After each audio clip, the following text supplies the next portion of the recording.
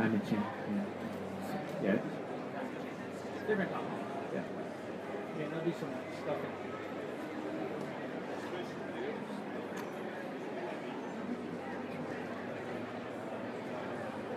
Hello, Chicago. Good afternoon, everyone, and welcome to the NOAA display here in the Science on a Sphere. My name is Barry Choi. I'm with the NOAA Office of Marine and Aviation Operations, and we're going to talk a little bit about climate change this afternoon. And I know it's a tough time slot. A lot of folks are having receptions at this time, trying to compete with drinks and all of that. It's probably tough. First of all, I'm with NOAA, the National Ocean and Atmospheric Administration, and let's see if we can fix this cutting out thing here before we get started. Better? Okay, the National Oceanic and Atmospheric Administration is under the U.S. Department of Commerce. Within NOAA, there are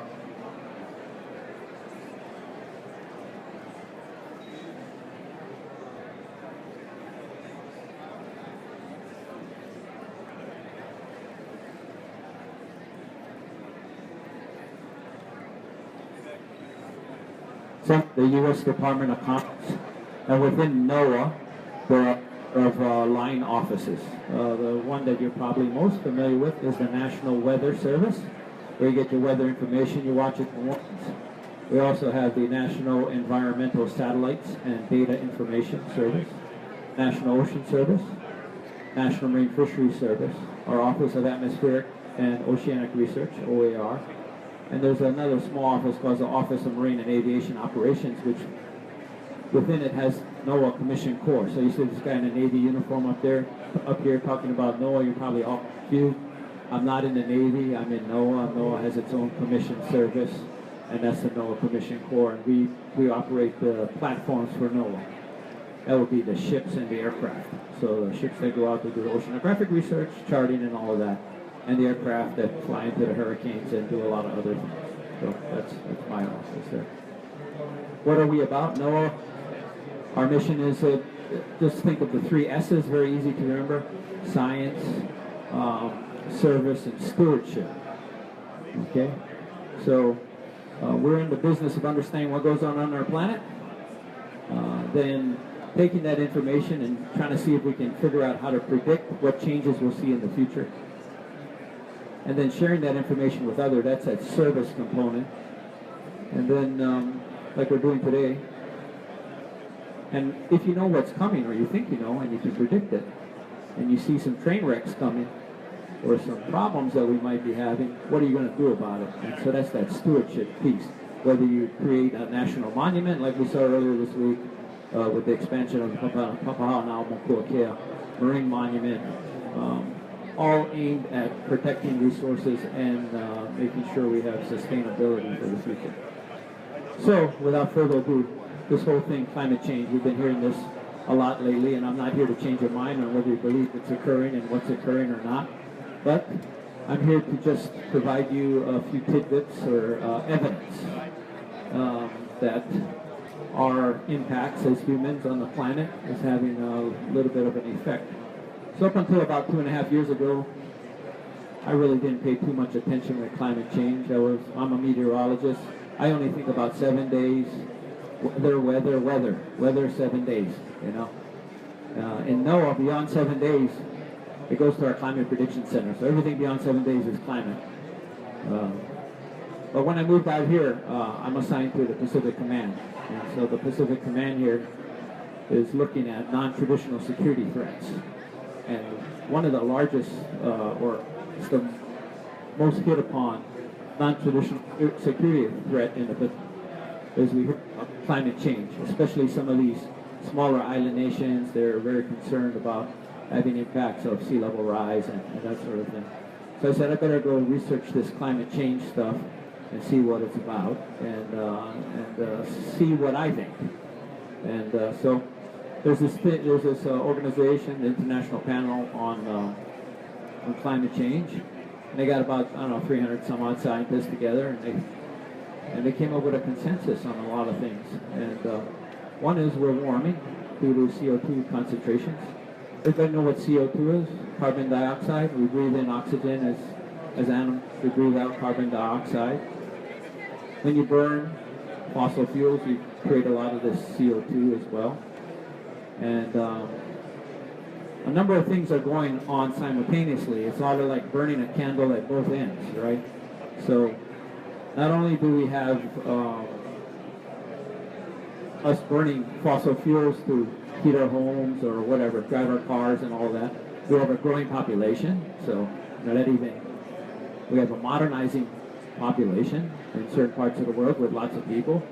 And so it's this increase in CO2 burning of fossil fuels, which is creating a tremendous greenhouse gas load in the atmosphere. And we can measure this. So back in early 50s, NOAA, well, this is before NOAA. NOAA was started in 1970, but our predecessor agencies, we had an observing site, two, one at the South Pole and one on Mauna Loa to measure atmospheric CO2.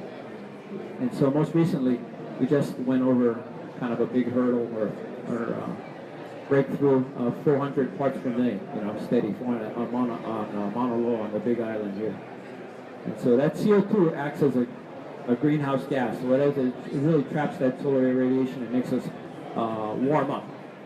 There are other CO2, there are other greenhouse gases. One is nitrous oxide, and the other one is methane that we don't talk too much about. And so this is kind of just give you a graphic, the sliding scale from 2000 to 2016 of some CO2 concentrations and the distribution of that on our planet. Here's a good one from, this is fossil fuel release of CO2. Let's see if I can run that one. And you'll just see it kind of building from 2011 to 2012. And what you will notice, some of the concentration centers, one, in fact, I'll try to maybe rotate this slowly, but you'll see it, the east coast of the United States, where we have a lot of concentration of people and industry. And another one you'll see out here in East Asia, high concentration of people and energy use as well. So what's the big deal? We've been warm. We've had the climate's been changing since pretty much the beginning of time for us. Well, if you go back in the paleo climate record and you look back a few 100,000 years, you see we've had warming periods, and over say 5,000 year periods we've warmed like 5 degrees C in 5,000 years. Well, in the last 150 years, we've already warmed 3/4 of a degree. And maybe we'll look like 2 degrees by the end of the century. So we're warming at a much faster pace than we've ever seen in that paleoclimate record. And so what does that mean for us? Well, one of the things that I just alluded to earlier was sea level rise. And so we can look back just in a short period of time, from 1993 to 2012, and we can see the trends. And as you can see, I was just talking about those little island nations out there in the Pacific and their concern as a non-traditional security threat, sea level rise. And disproportionately, because of currents and whatnot, you can see that the sea level is rising a lot faster out there. Areas that kind of are much more susceptible to the impacts. One, these are very low islands. Some of these places are, the highest point is 6 feet above the water, right? So not only is there a threat for them going underwater, before that threat occurs, what happens is that salt water is getting into their freshwater lens. They draw fresh water from down in the below the atoll or the island, and they suck that up. There's a freshwater lens floating on salt water, and as the sea level rise, that gets in there, and they start putting a brackish water. You can't drink brackish water after a while. It's not very good for you. And you start drinking salt water, definitely not very good for you. But before that, you have problems growing crops, because crops need fresh water to grow, and that sort of thing. So that's what some of these island nations are facing. We spoke with the Prime Minister of Tuvalu and the President of Kiribati, who's already made plans to buy some land in Fiji and, if necessary, move his population over to Fiji. So that's one aspect. Why is the sea level rising? Well, as the planet warms, the ocean expands. So right now, primarily, it's an expansion of the ocean. We've seen some melt, but for the most part, that the sea level rise right now has been a function of the oceans expanding. Okay. Beyond that, we have a lot of ice over land, like in Antarctica, Greenland, and those places. So everybody thinks, well, we have the Arctic Ocean, we have all this sea ice. If that melts, is that going to raise the sea level? Well, not so much. If you have your ice in your water and melts in your glass when you're drinking, does it overflow? No. But that ice over land, that water will flow into the ocean, right? And then that raises the sea level as well. Okay, a couple other things. As we warm, and I call these the cliffs that we maybe not know how far we are from, and things could happen maybe more rapidly than we would normally anticipate. So IPCC says sea level will rise something like a half a meter by the end of the century. We might be maybe underestimating that to some degree. But first of all, some of those cliffs. As we warm, the permafrost in the Arctic and any area with permafrost in the northern regions there starts to melt. And so that becomes a problem for structures that are built on them. But more importantly, trapped in that permafrost. Remember when I said we had multiple greenhouse gases? We have CO2, nitrous oxide, and methane as a greenhouse gas. Methane gets released. And so as that methane releases, what do you think is going to happen? It gets into the atmosphere, and it is much more effective than CO2 as a greenhouse gas, multiple-fold more effective. I don't think we've accounted for that kind of release and how much is going to come out into what's going to happen as far as global temperature is concerned. So, we may rise even faster than we think as that releases. So another thing that is occurring now, and we don't know what's going to happen in the future, is a major sink. CO2 is absorbed into the ocean, right into the seawater, and as it gets into the seawater, it causes the seawater to get a little bit more acidic, and not much. You're not going to stick your finger in the seawater and then you're going to pull up and just going to be a bone left. Not that acidic, but just enough, right, that it causes these little critters in the ocean to have a hard time absorbing calcium. So, what's your skeleton made out of? Calcium, right? Well, in the ocean, a lot of the living creatures, their skeleton is on the outside of them, ours is in the inside of them, and it's made of calcium. And so they're not able to build their skeletons as effectively. And some of these organisms, at the very, I guess called the high levels of the food chain. First of all, you have sunlight hits the water, you get these microalgae grow. These little critters eat that, these little zooplankton. And those are the ones that have these exoskeletons that they're not able to make. So if that collapses, I call this another one of these cliffs, your entire oceanic food chain could collapse because, first of all, you have those microorganisms and these little critters that the little fish eat, and the big fish eat those, and then we eat the big fish. Imagine just not having any fish in the ocean. Right? We always have these talks about illegal fishing, and I said, you might not have to worry about illegal fishing if, there aren't any fish left in the ocean. So that's another one of these cliffs that we're talking about. So how much is the planet going to warm by the end of the century?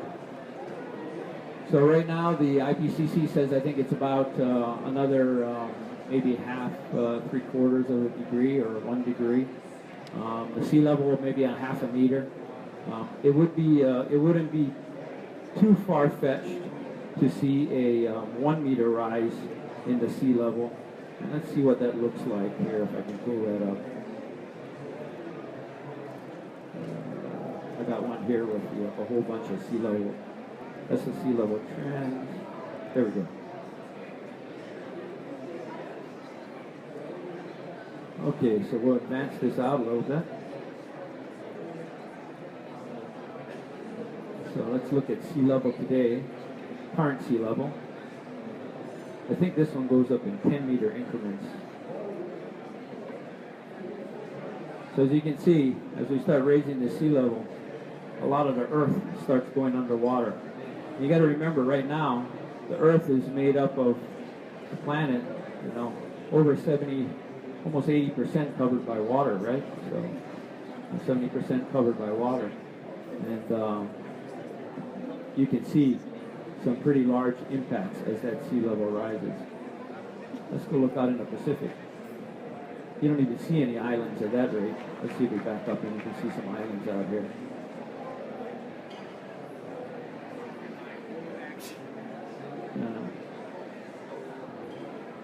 Middle of Australia kind of disappears or goes underwater. And, that's 80 meters. Can you put up the 1 meter sea level? It's the first one on the list.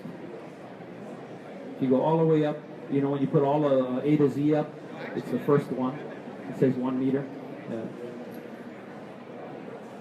The reason I want to show you 1 meter is because that's plausible by the year 2100. So imagine 1 meter, 3 feet, you know, for folks that don't do meters like me, 3 feet or so. And we can see what's underwater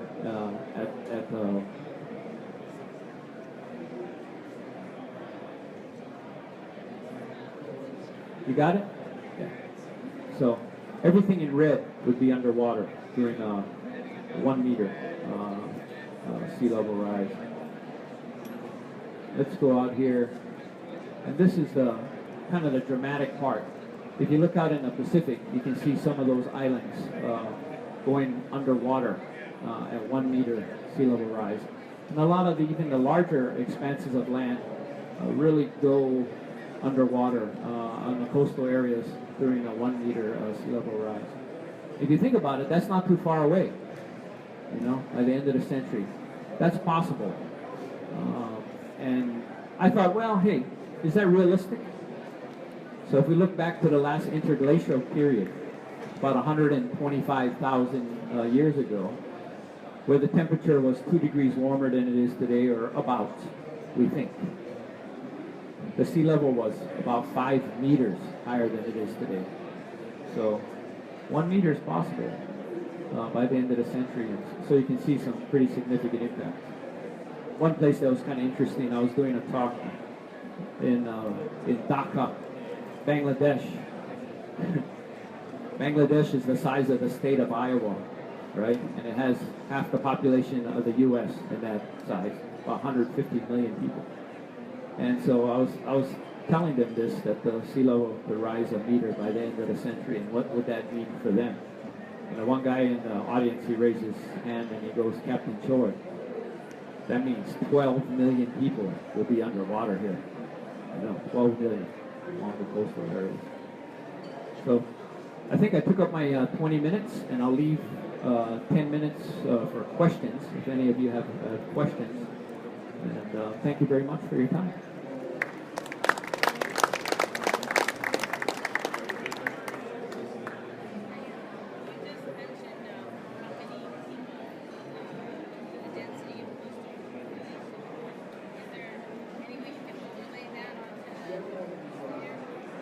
That's a good question. You know, that would be really nice to show the density overlay.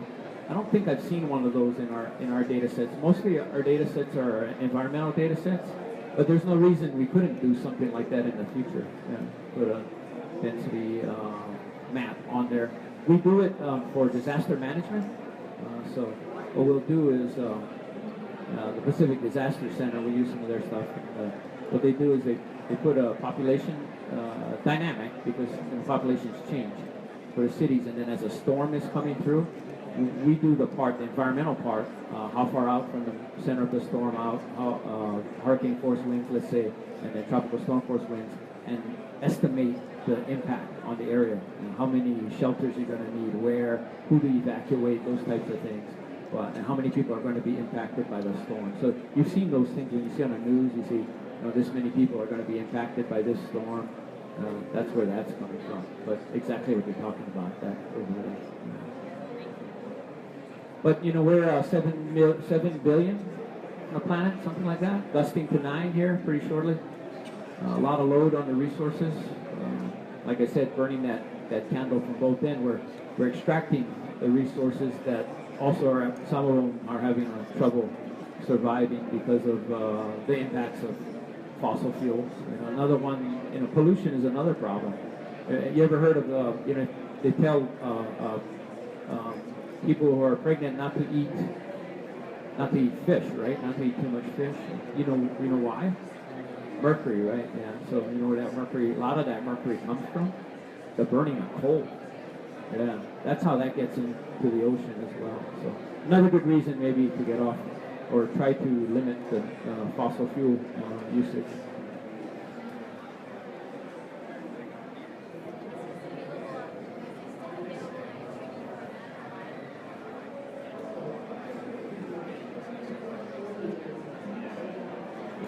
It's a lot of this stuff's available online. You're not gonna, unless you build one of these in your living room, and you can. Some of you can. I know they're about $130,000 or something like that. Yeah. So this was invented by a NOAA scientist at our Environmental Systems Research Lab, and it's it's a nice carbon fiber ball. I think it weighs about 50 pounds, a little over 50 pounds, suspended with the 4 projectors. But it looks like magic, and it is, and it's good, but there's a lot of technical issues behind the scenes on one of these things, like making those seams disappear. These cameras got to be very well aligned. Like if you move this little, shake this, it gets out of alignment, and then you can see the seams and things like that.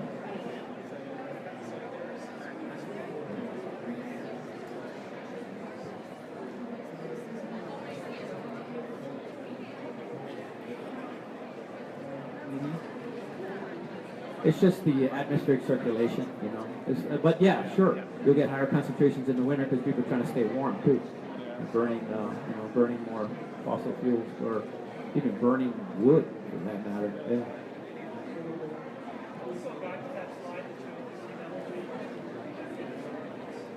Yeah. Did you want to see the 1 meter or the 10 meter increment one? The red or? So this is the one I had in my playlist, was the one I wasn't looking for. Oh, okay, you're just looking at the trends. Yeah, so this is the trend. This is only from 1993 to 2012. So a very short period of time, right? So, yeah, some places the sea level is actually falling a little bit. Yeah, but the proportion, the highest proportion, net rise, net rise, and highest concentration of rise is out in that western Pacific area there. No data. Yeah. So that's that's where it's coming from. And then I was talking about the we talk about it as a non-traditional security threat. So the U.S. military is looking at, let's not. If you don't have to have any kind of conflict, then you don't have to have, military hardware, and you don't have to get involved, and it's a lot of, it's expensive too, And so if countries aren't getting along with each other for whatever reason, someone's fishing each other's fish, or let's say the sea level rise and all these people migrate somewhere that they're not wanted, or wanted but using resources in another country, and then those are all sources for potential conflict, and so we look at that. Yeah. There's some areas it's actually going down a little bit. Yeah, it's just the way of the the physical dynamic properties of what's going on in the ocean currents and those sorts of things. And even on a shorter time scale, if you were here earlier, you heard my El Nino talk, right? So even beyond, in just your climate variability signal, you can have a pretty high sea level rise and fall. So like I was talking about El Nino, El Nino, the Western Pacific, has a higher sea level than the Eastern Pacific, right? And then when they're, I shouldn't say that. During normal conditions, the Western Pacific has a higher sea level than the Eastern Pacific. But in El Nino, that switches, and that change in the Eastern Pacific can be as much as over a foot in some areas during just a El Nino cycle. Yeah.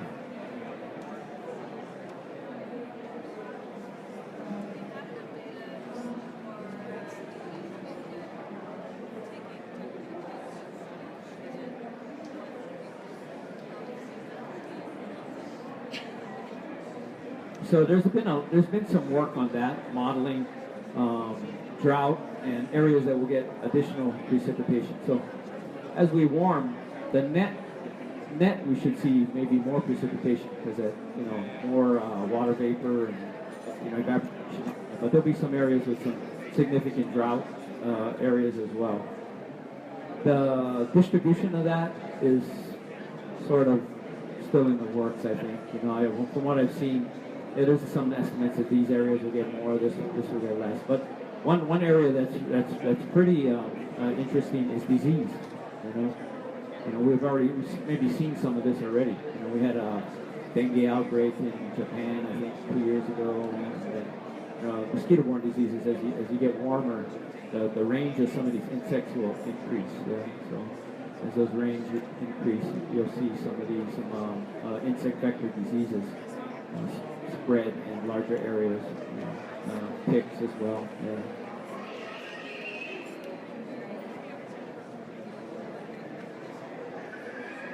Sure. Yeah. Well, if you go back and study the Syria problem, that was due to some say it was due to that prolonged drought, and the migration, and so that caused the issues that are we're experiencing today there in Syria. So, climate can have a large impact on the movement of population and where people are going to live and such. We all got to eat, right?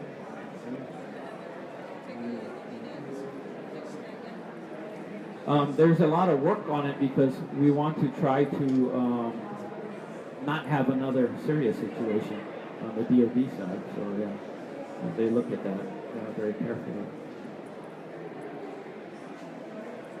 Time? Okay. I'm around if you want to